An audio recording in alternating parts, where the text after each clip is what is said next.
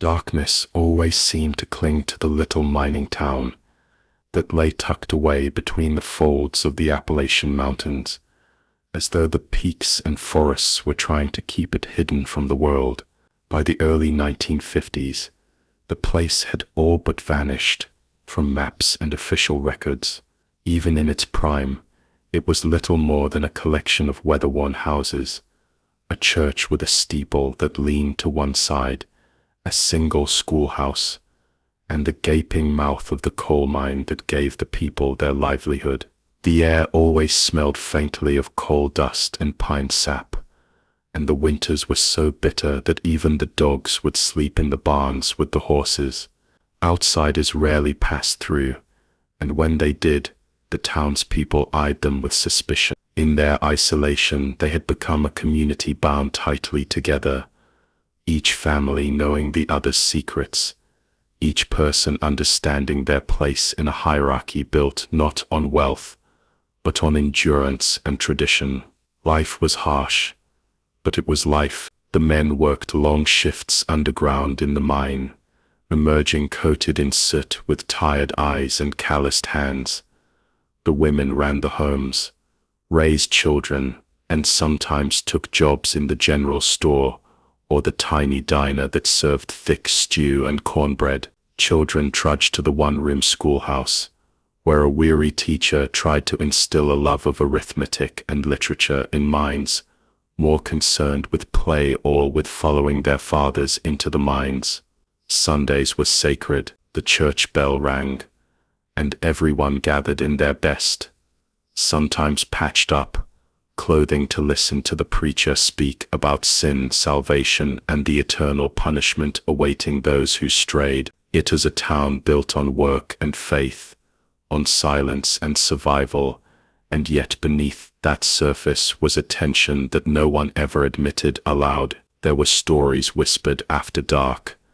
The mountains had always been filled with superstition, and the people carried old legends like heirlooms. Some claimed that long before the coal mine, the land had been sacred to tribes who had vanished centuries earlier. Others said that the mine itself disturbed something that should have been left buried. Sometimes, men swore they heard voices in the tunnels when no one else was around, whispers that grew louder the deeper they went. The foreman would laugh it off, but the miners crossed themselves when no one was looking, carrying charms in their pockets as though such things could ward off shadows. Young men left whenever they could, lured by bigger cities, safer jobs, and the promise of electricity that didn't flicker with every storm. The mine had been producing less, the company threatening to close it, and families worried about what they would do if the only source of income disappeared. Still, they carried on.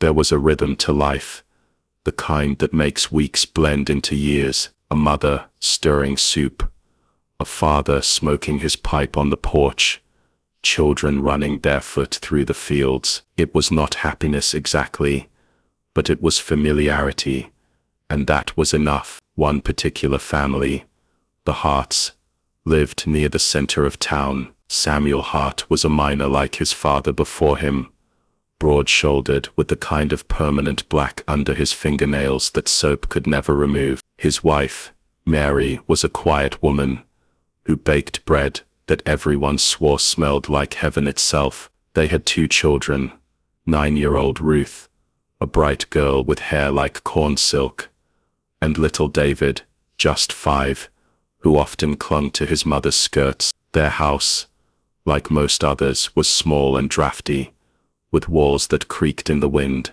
but it was warm with the fire always burning, and laughter sometimes spilled out when Samuel returned from the mine in good spirits. Neighbors looked out for one another. If a man was injured in the mine, others brought food. If a woman fell ill, someone else took her children into their care for the night. Outsiders might have called it clannish, but for those who lived there it was family. That unity also meant that strangers were not welcome. On the rare occasions a traveler stopped at the diner, conversations died until he left. There was something almost ritualistic about the way the community protected itself from the outside world.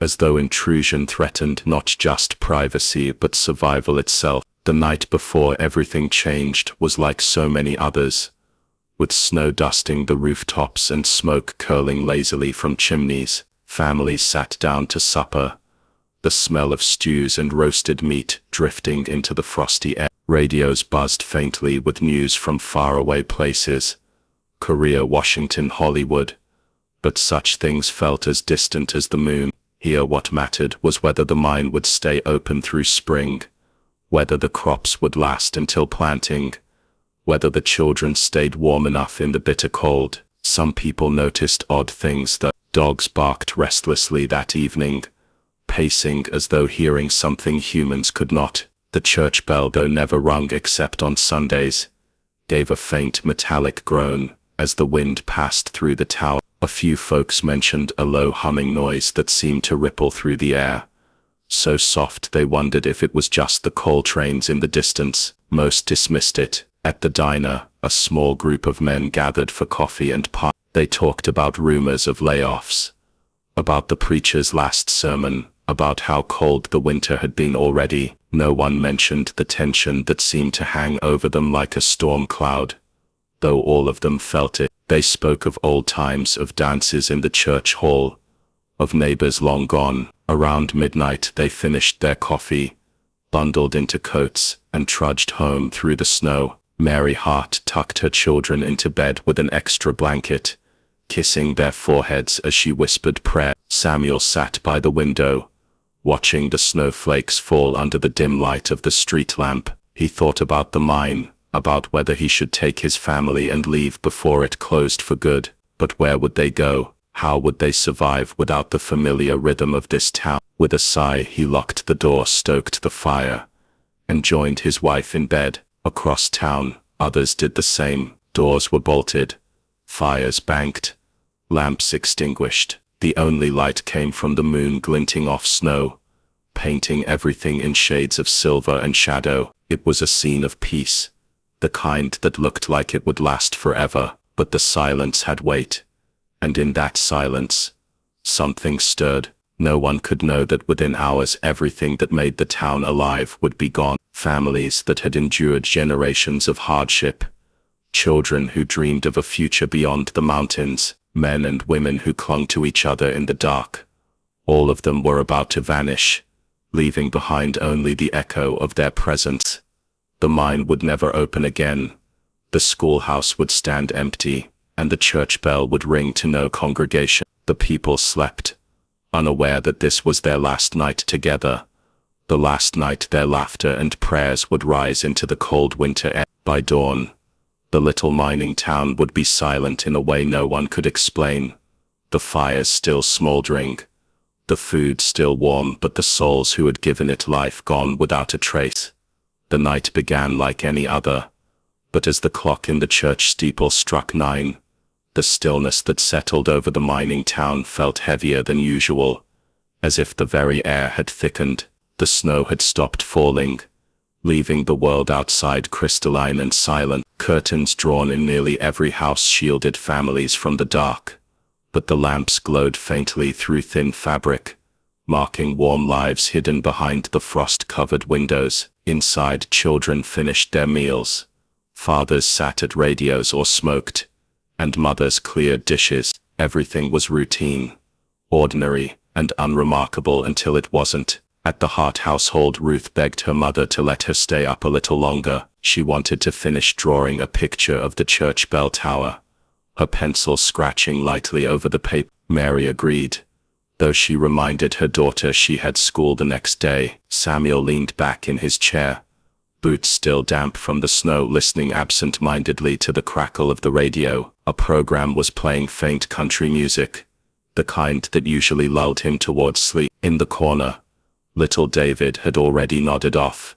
his head against the couch cushion, thumb in his mouth. It was an entirely forgettable moment, yet years later it would stand as one of the last peaceful ones anyone could remember. Elsewhere in town, life played out in similar fragments. The diner's neon sign flickered for the last few customers who lingered over pie. The waitress wiped down counters while humming softly, not knowing she would never lock the door behind her that night. The preacher sat at his desk, scribbling notes for Sunday's sermon, pausing to rub his temples. A group of teenage boys played cards in an attic, the sound of their laughter muffled by the walls. A farmer finished feeding his animals, pulling his coat tighter around him as he stepped back inside to join his wife. But then something shifted. At first it was almost imperceptible, a faint vibration in the floorboards, a subtle hum that didn't come from any engine or train. Dogs were the first to sense it.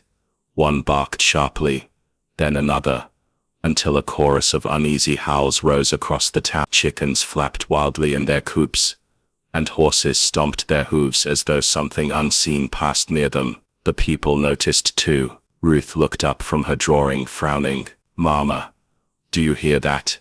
she whispered. Mary paused, tilting her head. It was like a low drone, not loud but insistent, as if the earth itself had begun to murmur. By 9:30 the sound grew stronger. Some townsfolk described it as a humming in their ears, others as a pressure in the air that made their hearts race. Samuel switched off the radio, but the hum continued vibrating through the silence. He stepped to the window and peered out. Snow still blanketed the street, untouched since dusk. The lone street lamp cast a cone of dim light, and in that glow, he thought he saw something move. Not a person, not quite, a shadow that seemed too tall, too thin, sliding out of sight before he could be sure. Across town, the preacher's pen fell from his hand. He pressed his palms to his ears, but the noise was inside him now, resonating in his chest.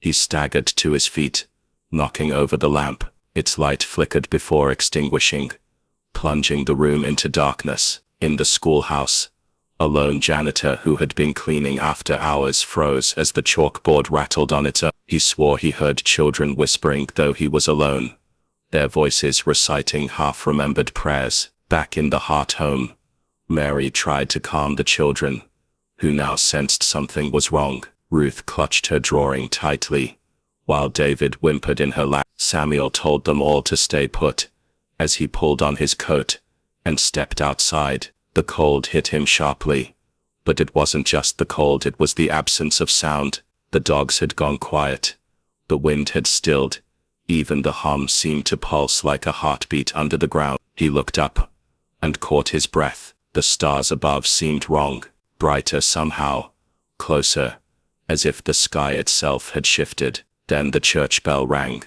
It was sudden and deafening, reverberating through the valley. Samuel staggered back, his heart leaping in his chest. The bell only rang on Sundays, pulled by rope from the tower. Tonight, no one should have been there, yet its deep toll rolled through the night air, each chime rattling the windows of the houses. Families rushed to their doors, confusion and fear etched into every face.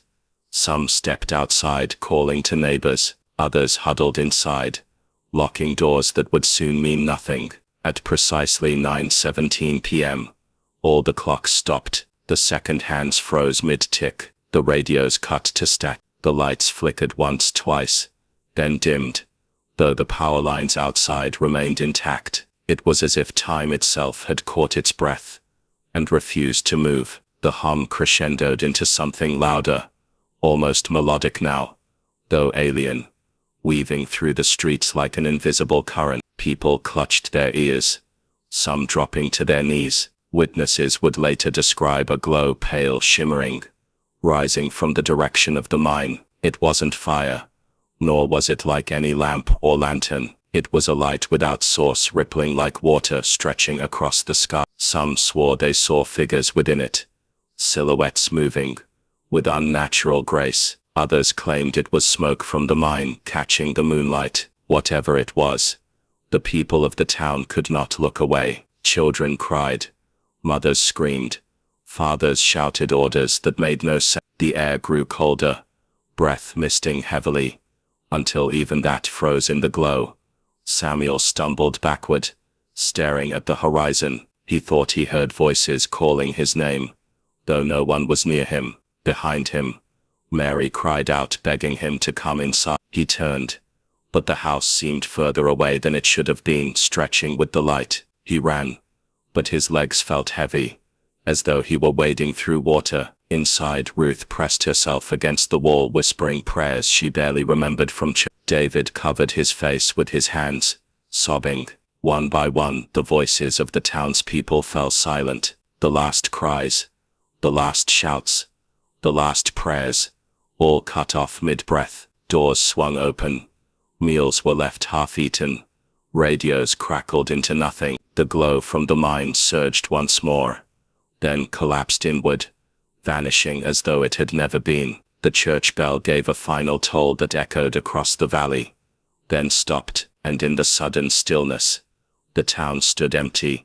Plates of food cooled on tables, lamps flickered over empty chairs, a kettle whistled unattended, until the water boiled away. Dogs wandered the streets, whining, but their masters did not return. The snow bore footprints that led into the night, but none led back. The clocks remained stuck at 9:17, frozen in time. Every house told the same story, a life interrupted in the middle of living.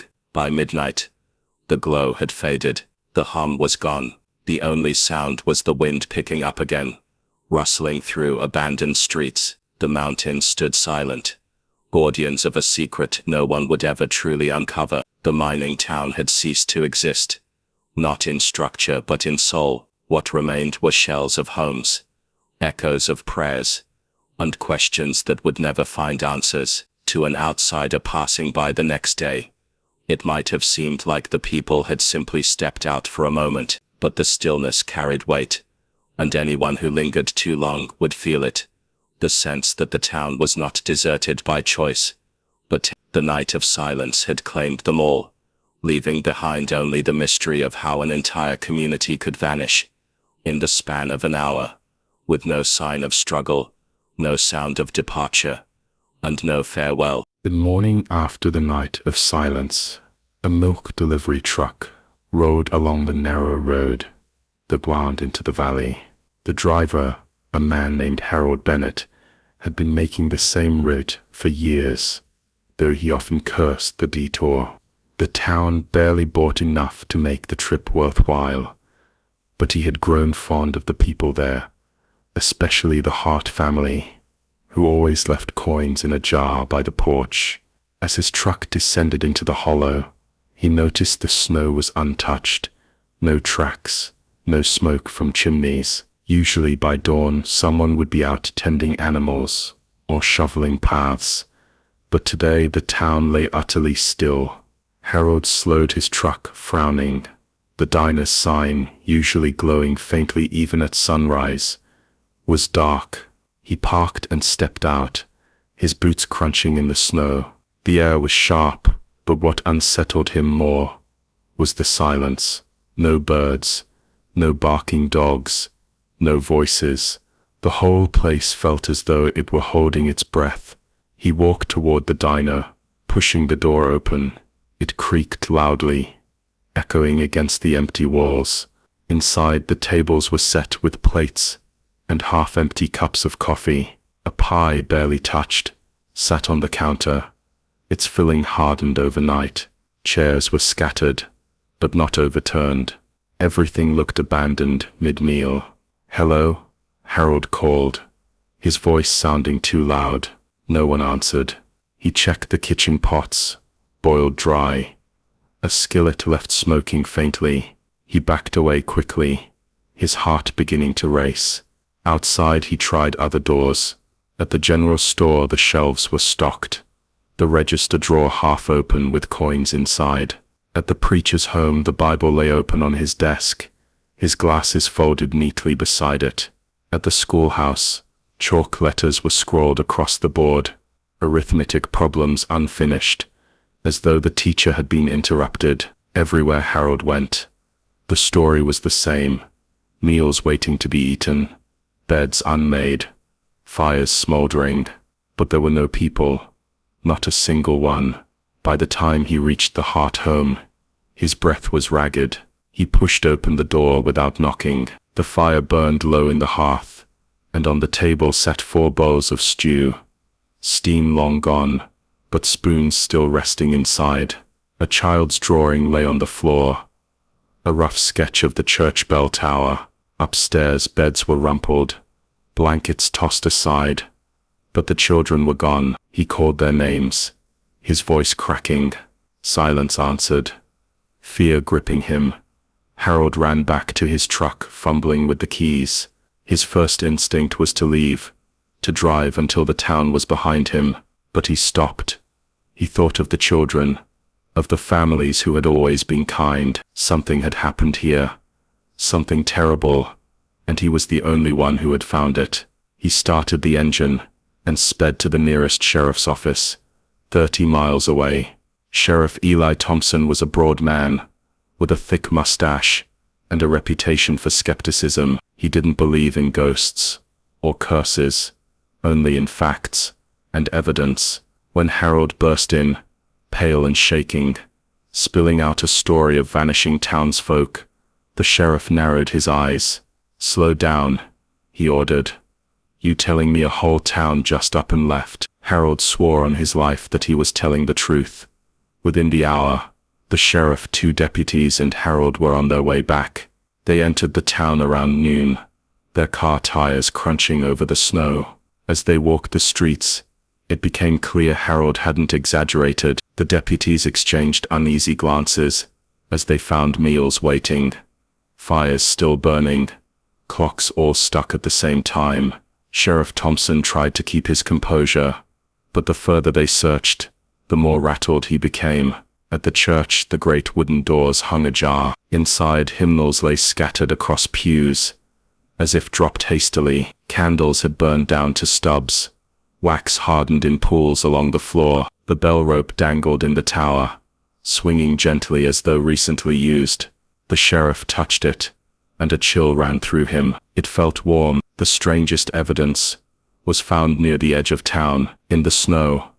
A line of footprints stretched toward the woods, dozens of them, men, women, and children, side by side, as though the entire community had walked together. But halfway across a field, the prints stopped abruptly. The snow beyond was untouched.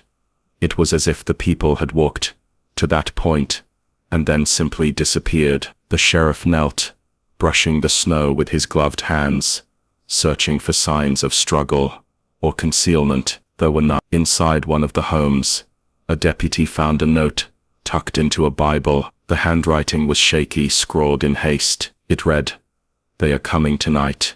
We must be ready." Nothing more. No signature. Sheriff Thompson read it twice, then folded it into his pocket, unwilling to show the others how much it unsettled him. They spent hours combing the town. They found personal belongings, wallets, jewelry, coats, nothing anyone would leave behind willingly. In the schoolhouse, the deputies heard a sound that made their blood run cold. Children laughing faintly. Though the building was empty, they searched every room, every closet, but found only silence. Later, none of them would admit they heard it, though their faces betrayed them. By evening, the sheriff ordered the area sealed off. He radioed for state authorities, and soon cars and trucks rolled into the valley. Men in dark coats and hats stepped out, carrying clipboards and cameras. They photographed every detail, catalogued every object, measured footprint. Harold watched nervously from the edge of the street. He had thought the sheriff would treat this like any other case, but now men whispered in urgent tones, their expressions grim. That night, the investigators camped in the town. Fires were built, lanterns lit, but no one slept easily. Strange noises drifted through the streets, faint humming, like wires vibrating in the wind, though there were no wires. The church bell tolled once in the dead of night, though no one had touched the road. Several men swore they saw figures at the edge of the woods, tall and indistinct, but when they approached, the figures melted into the trees. The next morning, something even more chilling was discovered. In the Hart home, the stew bowls were empty. The spoons lay on the table as though someone had eaten during the night. Yet the house had been locked, the windows nailed shut. The investigators whispered, refusing to go back inside alone. Word of the vanished town spread quickly. despite efforts to contain it. Journalists attempted to enter, but were turned away. Locals from surrounding counties told stories of lights in the sky that night, of a low hum that traveled through the mountains. Old men recalled legends of cursed land, of sacrifices made to keep the earth appeased. For Sheriff Thompson, none of it explained what he saw. He carried the image of the footprints that ended in nothing, the half-written note, the frozen clocks. He didn't believe in ghosts, but he couldn't deny what his own eyes had shown him. Still, he told his men not to speak of the strangest details. He feared that if the truth spread, panic would follow. But in quiet moments, when he was alone, he admitted to himself that the town had not simply vanished. It had been taken. The silence was too complete, the absence too sudden. Something had come for them, something that left no trace but echoes and fear. He didn't know what, but he felt it wasn't finished. And in the shadows of the mountains, the church bell swung once more, though no wind moved it. The state investigators stayed in the town for 3 days before they began to realize they were dealing with something far outside their experience. Their initial notes and photographs read like a catalogue of impossibility. In house after house, they recorded the same scene: dinners abandoned, lamps still burning, personal items untouched. They marked the time on every frozen clock, 9:17 p.m., without being able to explain why every mechanism in every home had stopped at 1. The files filled quickly, yet none of the evidence brought them closer to understanding. Instead, it only deepened the sense of unease that clung to the town like fog. On the 4th day, a group of investigators followed the line of footprints again, trudging through the snow under a gray sky. They counted at least 70 sets: men's boots, women's shoes, the smaller marks of children. They moved with a kind of order, shoulder to shoulder, all headed toward the woods. But once more, the trail ended abruptly in the middle of the field. Not a single print continued beyond. The men swept the snow, probed with sticks, even dug down into the frozen earth. But there was nothing. No sign of bodies, no collapse of soil, no disturbance of any kind. It was as though the people had walked to a certain invisible boundary and stepped off the earth itself. One investigator pointed out something stranger still. Around the final footprints, the snow seemed discolored, faintly gray, almost as if singed by heat. When they held their hands above it, they swore they felt warmth radiating, though the air was bitterly cold. They marked it, photographed it, and returned shaken. Later, when the prints were examined again, the warmth had vanished, leaving nothing but ordinary snow. The church became a focal point of their investigation. Its bell tower loomed over the empty streets, a silent witness. On the first night, they'd all heard the bell toll on its own. They tried to dismiss it as wind catching the rope, but further inspection revealed something peculiar. The rope was frayed near the base, as though burned, not cut, not torn, but charred, though no fire had touched the wood around it. In the nave, the hymnals lay where they had fallen, many of them open to the same page. When one investigator collected them, he noticed nearly all displayed Psalm 23. Though I walk through the valley of the shadow of death, I will fear no evil. It was coincidence, surely, but even hardened men felt their stomachs tighten. Sheriff Thompson insisted on combing through the mine itself. With lanterns strapped to their belts, they descended into the black tunnels, boots echoing off stone. The air was cold, damp, and foul, carrying the sharp tang of coal dust. For hours they walked, marking every shaft, every tunnel. The deeper they went, the more they felt it. The hum. At first it was faint, like a vibration in their bones. Then it grew louder, a low droning that seemed to rise from the rock itself. The deputy exchanged fearful glances, and one man swore he heard whispers between the beats of the sound. At the deepest chamber, they found something that didn't belong. Embedded in the stone wall was a pattern of marks, not from pickaxes or tools, but smooth, curved, etched with precision, circles intersecting lines, a design too deliberate to be natural. The men traced the grooves with their fingers, noting that the stone felt warm despite the icy. The snowfall had stopped by the time morning light struggled through the low clouds, but the silence remained unnaturally heavy. No birds stirred in the pines, No dogs barked. No children's voices carried across the frozen yards. The town was still, as if it had been carved from wax and left to sit beneath the cold sky. A faint wind rattled loose shutters, and snow slid slowly from rooftops, but there was no other sign of life. Fires still burned in stoves, smoke curling lazily upward, but they did not warm any hands. Breakfast sat on tables, half-eaten in some homes, untouched in others. Beds were rumpled, as though their occupants had risen for the day, but the people were gone. The first to stumble upon the strange emptiness was a traveling salesman named Howard Pike. He had been driving through the mountains on his way to Kentucky, his old sedan chugging stubbornly along snow-covered roads. The car sputtered to a stop near the edge of town, and Howard cursed, kicking the door open to check the engine. The cold bit through his thin coat, and he scanned the cluster of buildings ahead. Relief washed over him. Finally, civilization. He trudged toward the nearest house, his shoes sinking into fresh snow. The house looked normal enough. Curtains drawn, a fire flickering faintly in the stove's glass window, smoke wafting upward. He knocked on the door, waited, then knocked harder. Silence. He frowned, stepped back, and peered through the window. Inside, a table was set with bowls and cups, but no one moved. He tried another house, then another. Doors swung open easily, unlatched. The interiors all mirrored each other, warmth without warmth, signs of life without life. He called out, his voice echoing in the still air. No answer. At the diner, the bell above the door jingled cheerfully as he entered, but the sight inside froze him in place. Plates of food sat steaming on the counter. A cup of coffee had been spilled, dripping slowly onto the floor as though the drinker had vanished mid-sip. Coats hung on hooks, ready to be claimed, but not a soul remained. Howard's unease turned to panic.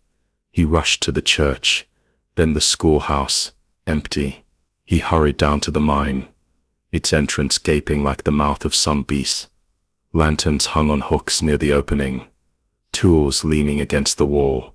The carts sat where they had been left, but the miners were gone. Not a single footprint in the snow, not a single trail leading out of town. It was as if the entire population had risen together and walked into thin air. By the time Howard staggered back to his car, his hands were trembling.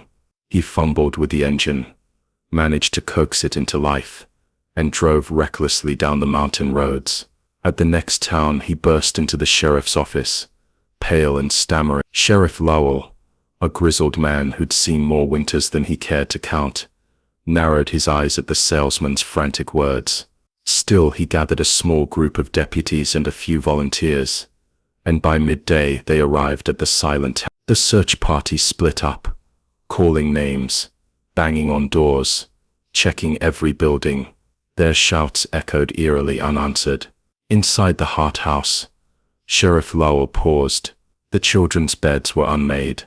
A doll lay on the floor and a loaf of bread sat cooling on the counter. He touched it, finding it still soft. He checked the stove, where the fire burned steadily. Mary Hart's apron hung on the back of a chair, but there were no Mary, no Samuel, no Ruth, no David. The others returned with similar report. Houses perfectly intact, belongings left behind, food on tables, but no people, no bodies, no signs of struggle, no blood, just absence.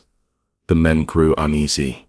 One deputy muttered about curses, and another made the sign of the cross. Sheriff Lowell silenced them, though he felt the same chill prickling at his neck. Word spread quickly. Within days, journalists, state troopers, and curious onlookers flooded into the mountain. Reporters scribbled frantic notes. Photographers snapped eerie images of empty classrooms and abandoned kitchens. The story spread across the country. An entire town vanished overnight. Theories bloomed like weeds. Some claimed a plague had struck, and the company covered it up. Others whispered of cults, of mass suicide, though no bodies supported the idea. More imaginative voices, suggested alien abductions, or that the earth itself had swallowed the townspeople whole. Investigators combed through every inch. The mine was explored, shafts echoing with the clatter of boots. No signs of collapse, no hidden chambers. The woods surrounding the town were scoured for miles, but no footprints, no campsites, no trails led outward. The snow was pristine, untouched except by the investigators themselves. Dogs were brought in, sniffing for scents. They whined and cowered, refusing to enter certain houses, and in the end, found nothing. Inside the church, the last sermon notes were still resting on the pulpit. The final hymn numbers were written on the board. In the schoolhouse, books lay open on desks, a chalk equation unfinished on the board. In one home, investigators found a radio still humming faintly, its vacuum tubes glowing as though someone had only just left the room. Everywhere, the same haunting pattern, the marks of life, but the absence of life itself. One detail unsettled them more than others. In nearly every house, clocks had stopped within the same hour, around midnight.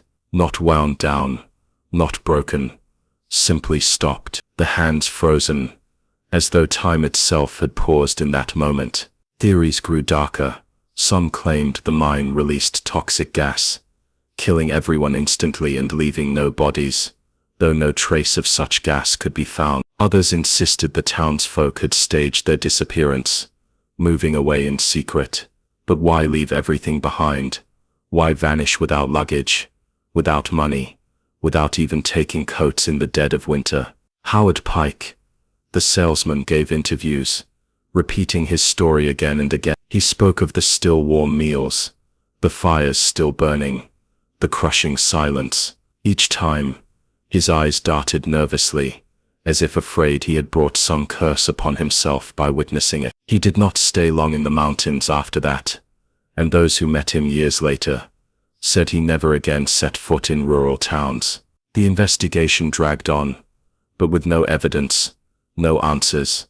It eventually stalled. Families of the vanished mourned, though they had no graves to tend. The state declared the town abandoned, and the company shuttered the mine for good. Buildings sagged under snow, roofs caved, weeds crept through cracks. Nature began reclaiming what remained, as though erasing even the memory of those who had lived there. Yet, not everyone forgot. Some of the deputies whispered years later of strange sounds they had heard during the search.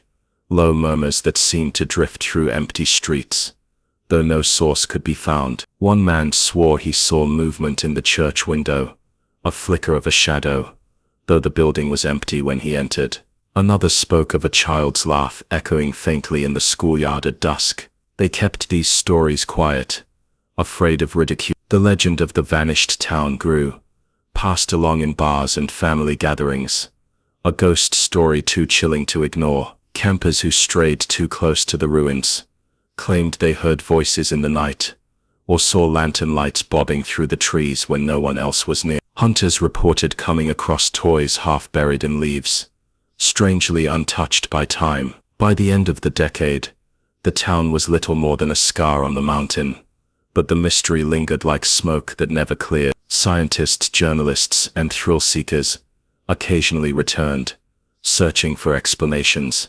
None came. The silence remained absolute, the absence undeniable. Whatever had taken the people left nothing behind but question. And deep in the mine where the tunnels twisted into darkness, some said there were places where the air grew unnaturally still, and if one stood long enough, faint whispers could be heard, whispers that sounded too much like prayers, or cries, or the echo of a life interrupted. Few stayed long enough to be certain. The mountain had swallowed a town whole, and in the years that followed, no one dared to rebuild there. It was left to rot, left to haunt the imagination, left as a reminder that some mysteries are not meant to be solved. Snow fell more heavily as night pressed deeper into the valley, blanketing the abandoned town in silence, so absolute it felt unnatural. The houses stood like dark sentinels, their roofs sagging under the weight, their windows catching faint glimmers of moonlight. Inside, the rooms looked preserved, almost waiting for their inhabitants to return. Tables remained set for meals no one would eat. Fires smoldered low in fireplaces, as though the residents had only stepped away for a moment. Toys were scattered across floors, books left open on desks, boots by the doors still damp from melted snow. Yet there was no sound of laughter, no cough of coal dust, no murmur of bedtime prayers, just stillness as though time itself had stopped. Detective Alan Price moved through one of the houses with deliberate caution. His flashlight beam sliced through the shadows, illuminating chairs overturned slightly, blankets folded neatly, and a half-knitted scarf lying on the armrest of a rocking chair. He had been searching through each home for clues, retracing the steps of the vanished townsfolk. He found signs of lives interrupted, but no signs of violence. No blood, no broken locks, no struggle. The absence of anything resembling panic unnerved him more than the idea of murder would have. People didn't simply abandon warm meals, fires and children's toys mid-play unless something extraordinary had happened. He stood in the Hart family's house longer than he had in the other. The sight of Ruth's small books scattered across the rug, and David's wooden horse by the bed, tugged at something deep in his chest. He imagined the children tucked under quilts, their mother's soft voice whispering them to sleep, their father's boots left by the hearth after another shift in the mine. Now all that remained was a hollow stillness. The longer he stared, the more oppressive it felt. He had the sense that if he lingered too long, the silence would close in around him, swallowing him too. It's like the whole place just exhaled and vanished, he muttered as Alan stepped out to join him. I don't like it, not one damn bit. Alan shook his head, scanning the street where rows of snow-covered homes stood like tombs. It doesn't add up. Even if they were threatened, people would scatter, leave tracks, some kind of sign. But everything looks planned, or maybe not planned, but accepted, as though they walked into whatever this was willingly. Thomas spat into the snow, his breath rising in a cloud. You're saying they just lined up and disappeared? That's crazy. Is it crazier than imagining an entire town wiped out without a trace? Alan shot back. We have to consider everything. The two men walked back toward the church, where they had established a sort of bay. Its bell tower loomed above them, its shadow stretching across the snow. Inside, the pews creaked under the weight of supplies they had carried in, lanterns, notebooks, and what little food they'd brought along. The pulpit stood empty, the Bible open as though the preacher had been preparing his sermon, before being swept away like everyone else. Alan set down his notes and spread out a map of the town. He had marked each home they'd searched with red pencil, the clusters of checked boxes showing that nearly every building bore the same story. Everything intact, everyone missing. He drew a circle around the coal mine, its black mouth at the edge of town. If we're going to find answers, I think they're down there, he said quietly. Thomas's head snapped up. The mine? You can't be serious. Everyone knows miners told stories about that place. Whispers, noises, shadows. You've heard them yourself. If something unnatural happened, it started there. Alan looked at him steadily. And that's exactly why we need to go. Whatever took them, it didn't leave tracks.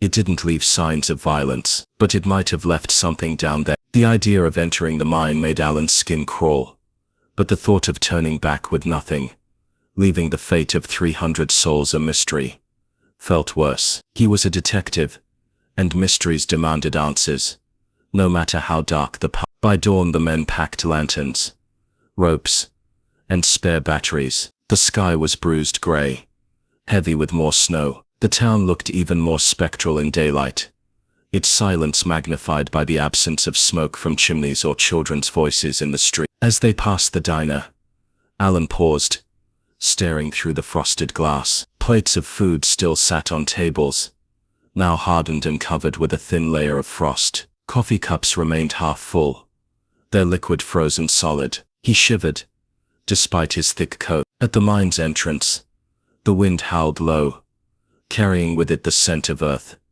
and something metallic. The wooden beams supporting the mouth groaned under the weight of ice. The warning signs, once painted in bright red, were faded but still legible.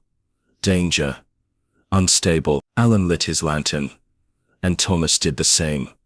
their faces illuminated by the trembling glow. The first steps inside were suffocating. The air was colder than the snow outside, thick with dampness that clung to their skin. Their boots crunched on gravel as they descended deeper, the sound echoing unnaturally against the narrow walls. Each passage was reinforced by beams, some rotted with age, others cracked by the strain of earth pressing down. The deeper they went, the more oppressive the silence became. Not even the scurry of rats or the drip of water disturbed it. Alan paused, raising his lantern higher. Strange carvings marred the walls. Not the tool marks of miners, but deliberate symbols etched deeply into the stone. Some resembled crude circles, others jagged lines intersecting like lightning bolts. They seemed old, as if they had been there long before the mine had been dug. Alan traced his fingers across one, feeling the grooves cut unnaturally deep. Thomas shifted uneasily. What the hell is that? Doesn't look like anything a miner would bother with. Alan didn't answer. The symbols gave him the same sensation he'd felt in the abandoned houses. An impression of presence, as though something unseen was watching. The tunnel opened into a larger chamber, the ceiling lost in shadow. In the center lay the remnants of mining equipment. Rusted carts, broken picks, coils of rope. But it wasn't the tools that drew their attention. The floor was littered with dozens of small objects. Boots, hats, scraps of clothing, all arranged in a deliberate circle. Alan crouched, lifting a child's shoe dusted with coal. His stomach twisted. They were here, he whispered. Thomas looked around frantically. No bodies, no bones, just clothes. Like they vanished out of them. His voice cracked. Jesus Christ. Alan, what the hell are we standing in? Alan's lantern flickered as if struggling against some unseen force. The carvings on the walls seemed to writhe in the shifting light, their lines twisting into new shapes that hadn't been there a moment before. He blinked hard, but the sensation remained. The silence of the chamber thickened, pressing against his ears like the weight of water. A sound broke through suddenly, a low guttural hum that seemed to come from the very stone around them. Alan spun, raising his lantern. But there was nothing. The hum grew louder, vibrating through his chest, making the lantern's glass rattle. Thomas dropped his, and it shattered, plunging half the chamber into darkness. We have to get out, Thomas shouted, his voice thin against the pulsing hum. Now, Alan wanted to agree, but his feet felt rooted. His eyes were drawn to the center of the circle of clothes, where the darkness seemed thicker, almost tangible. For a split second he thought he saw movement there, a ripple in the air like heat rising from asphalt. Except it was cold, piercingly cold. And then he heard it. Not a hum, but voices, whispering, dozens, maybe hundreds, rising and falling in chaotic unity. Thomas grabbed his arm, dragging him toward the tunnel. They stumbled over rocks and splintered beams, the whispers chasing them, growing louder, pressing closer. Alan risked one glance back and wished he had. In the lantern's last flickering light, he saw shapes emerging from the darkness.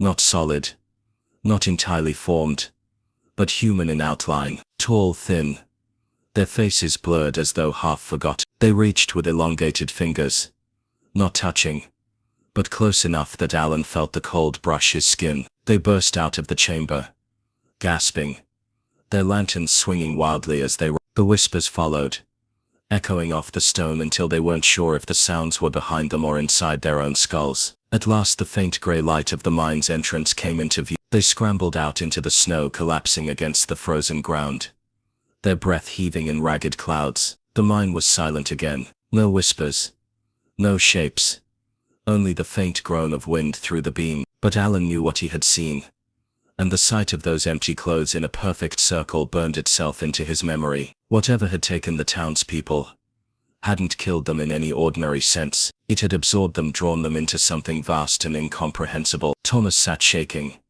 his face pale as bone. We shouldn't have gone down there. That place isn't meant for men. It isn't meant for anyone. Alan stared at the black mouth of the mine, a weight settling in his chest. No, he said softly, but it's where they were. And if we ever want answers, it's where we'll have to return. The snow continued to fall, covering their tracks almost as soon as they were made. The town lay silent around them, untouched yet uninhabited, as though mocking their presence. And though Alan tried to steady his breathing, the whispers clung to him, lingering in the corners of his mind. The investigation had only begun, but already he knew the truth would not be something he could report in any file or explain to any superior. The truth lived in the shadows, in the silence, in the mind that had swallowed an entire town whole. The snow had long since covered the hollow footprints left behind by the few investigators who dared to walk through the town's empty streets. Weeks had passed, but the place still felt suspended in that single frozen moment. The night when every soul had vanished. The home stood as though waiting for their owners to return. Chairs pushed back from tables, a kettle on the stove, laundry half folded on a bed, but the silence was absolute, heavy, and unnatural, the kind that pressed down on the chest and made even seasoned men hesitate to breathe too loudly. Sheriff Arden, who had come back again and again despite himself, walked down the main street with his lantern. Snow crunched beneath his boots, but the sound seemed swallowed before it reached the empty houses. His deputy had begged him not to keep coming back. "It's not right, Sheriff, not healthy. You'll end up like them, gone without a trace." But Arden couldn't let it go. He had lived his whole life in towns like this. He knew their rhythms, their sounds, the smell of coal smoke and bread, the laughter of children running past in boots too big for them. The stillness here tore at him like claws. He stopped outside the Hart House again. For reasons he couldn't explain, he always ended up here. Maybe it was the sight of the children's shoes, neatly placed by the door, or the way Mary Hart's knitting lay draped across the arm of the chair, the needles frozen mid-row, as though she would return at any moment to finish. He had sat at their table once, long before this, drinking coffee Samuel had poured and listening to Ruth and David argue over who would get the bigger slice of pie. The memory haunted him more than the silence, because it felt so alive compared to the lifelessness around him. Inside, the fire was still blackened from the last time he had checked, the ashes undisturbed. He found himself whispering, "Ruth, David," even though he knew there would be no answer. He touched the wool blanket on the children's bed. It was cold now, but he could still imagine the warmth of small bodies curled beneath it. The state had officially abandoned the investigation. The files were stamped with words like "Unsolved" and "No further lead." Experts had come from the cities, poked around with their devices, asked their questions, and then left shaking their heads. Some blamed a mine collapse that had released poison gas. But if that were true, why had the food remained uneaten on the tables?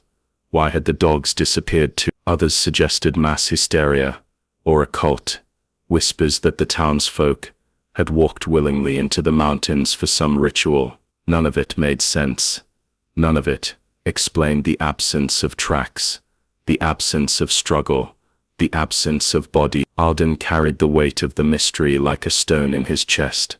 He had sworn once that he would protect his people, but here was a town erased under his watch. He lit his pipe, though the smoke did nothing to warm him, and stepped back into the night. Somewhere in the distance, an owl hooted, the first living sound he had heard in hours. He found himself grateful, as though that single cry proved the world outside this cursed place still existed.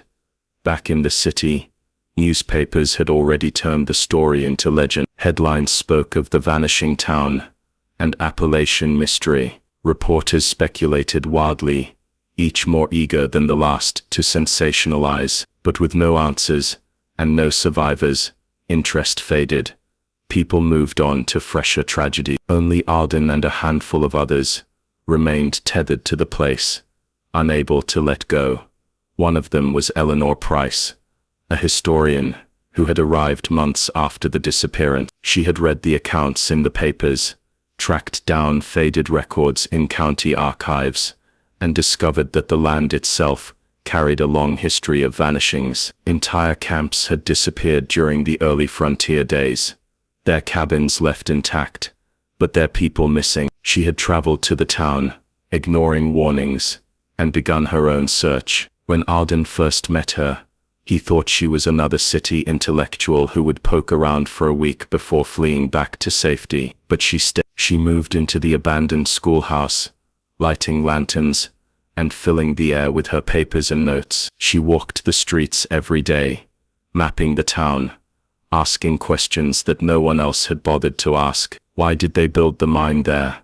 Why are the houses arranged this way? Have you heard of the Lenape stories about the mountain? Alden had brushed her off at first, but slowly he found himself drawn into her determination. One night, they sat together in the empty diner, the lantern between them, casting long shadows on the walls. Eleanor spread out a map, her eyes alive with obsession. "Do you see this?" she asked, pointing at the grid of streets. "It's not random.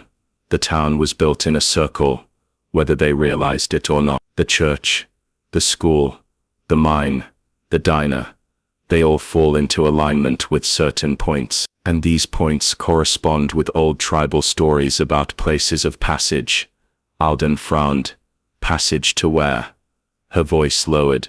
"Not where." Some believed the mountains were thin places, where the veil between worlds was fragile. The mine may have pierced something that was never meant to be touched.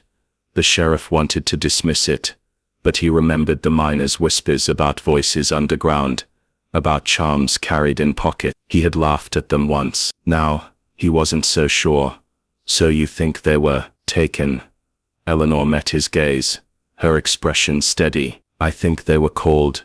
That night, Alden dreamed of the town alive again. Children laughed in the schoolyard. The bell rang. Mary Hart hummed as she baked bread. But when he reached for them, their faces blurred into shadows, their voices melting into a low hum like the one some townsfolk had heard before the end. He woke sweating, his pipe burned to ash beside him, the lantern nearly out. Days turned into weeks, and the snow began to melt. Grass pushed up through the ground, though it looked pale, almost sickly. Alden and Eleanor ventured into the mine, their lanterns bobbing in the dark. The air was heavy, carrying an odor of damp earth, and something else, something metallic. The walls seemed to pulse faintly, as though alive. They didn't go far. A sense of dread pushed them back before they reached the lowest tunnel. Standing at the mouth of the mine, Eleanor whispered, "They're still here. I can feel them." Alden didn't ask who she meant. He only knew that she was right. Spring brought no answers. The state declared the town condemned, fencing it off. Though few guards bothered to enforce the order, nature began reclaiming it. Vines crawled over fences, weeds sprouted in gardens, and windows cracked from neglect. But Alden still came, as though waiting for someone to walk out of the woods, smiling, apologizing for the delay. He aged quickly that year. His hair turned gray. His hands shook when he tried to write. He kept a journal though, scribbling every detail he could remember. The placement of chairs, the words of the last sermons, the way the children's laughter had sounded. "So they won't be forgotten," he told Eleanor. But even his determination waned. One evening, as the sun bled red behind the mountains, he stood on the church steps and asked aloud, "Why them? Why not me too?" The silence answered, heavy and suffocating. Years passed. The mine collapsed during a storm, burying its entrance under tons of rock. The town rotted slowly, its wood warping, its paint peeling. Locals from nearby villages whispered of lights seen in the windows, of voices carried on the wind. Teenagers dared each other to enter, though most ran before crossing the fence. Only Eleanor remained, documenting, writing, trying to piece together the fragments of history that no one else cared about. By the time she was an old woman, her notes filled dozens of journals. She had spoken to descendants of tribes, to geologists, to priests. None could explain it. Some told her to let it go, to accept that some mysteries could never be solved. But she couldn't. "If we forget them," she told her students once, "then they truly are gone." When she finally died in her sleep, Her journals were boxed up and sent to a university library. Few read them. Fewer believed them. The town was erased from maps, swallowed by forest. Eventually, only the faint outline of foundations remained, half hidden beneath moss and ivy. But on winter nights, when the wind howled through the mountains, hikers sometimes reported strange sounds. A church bell, tolling faintly in the distance, the laughter of children, the smell of fresh bread. None of them stayed long enough to find the source, and so the little mining town remained, empty, silent, and yet not entirely gone. A place where the line between life and death, presence and absence, memory and forgetting, had been crossed. The people had vanished, but the echo of their existence clung stubbornly to the land, whispering to anyone who dared to listen. Some said the mountains had claimed them, others said they had stepped through to another world. But the truth lay buried in silence, in shadows, in the snow that fell each year to cover the hollow streets of a town that once was, and perhaps in some way, still is, a town that should have been remembered for its coal mines, its Sunday church bells, and its small community dinners, is instead remembered for its silence. No graves were dug, no funerals were held, no answers were ever written down in official records, just a place on a map erased, a population counted as if it had never existed, and a lingering question that haunts anyone who dares to visit the ruins. Some say, if you stand at the edge of the collapsed mine, at exactly 9:17 p.m., you can hear faint voices whispering, as if hundreds of people are calling out from a place between worlds. Others swear they've seen candlelight moving through the trees at night, like a procession that never ended. The town became a ghost without ghosts, a place defined by absence, by what was taken instead of what remained. And maybe that is why its story refuses to die, because every theory,